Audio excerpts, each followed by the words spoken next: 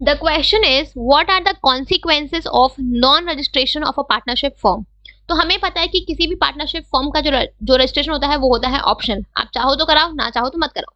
तो अगर आप नहीं कराते हो रजिस्ट्रेशन तो उसके क्या क्या कॉन्सिक्वेंसेस हो सकते हैं, ठीक है। तो अगर आप अपने पार्टनरशिप फॉर्म का रजिस्ट्रेशन नहीं कराते हो तो इन दैट केस कोई भी अनरजिस्टर्ड फॉर्म का जो पार्टनर है वो किसी भी दूसरे फॉर्म या किसी दूसरे पार्टनर के अगेंस्ट केस फाइल नहीं कर सकता है।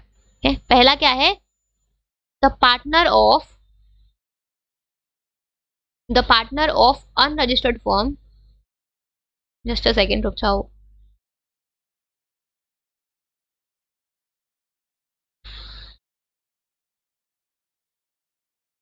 The partner of unregistered form can not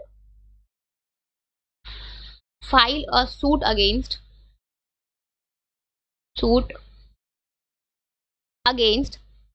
other partner or other firm और अदर पार्टनर,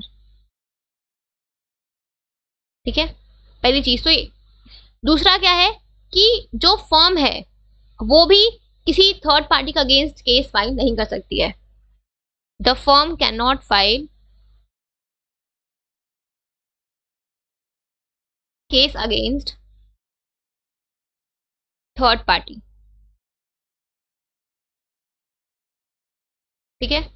इसके अलावा आप जो आपका फर्म है वो किसी पार्टनर के अगेंस्ट भी केस फाइल नहीं कर सकती है।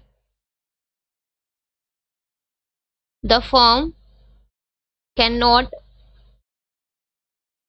File suit against other partner against the partners, ठीक है।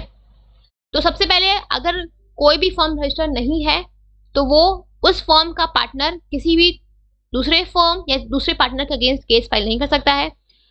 अगर कोई फर्म रजिस्टर्ड नहीं है तो वो किसी थर्ड पार्टी के अगेंस्ट केस फाइल नहीं कर सकती है।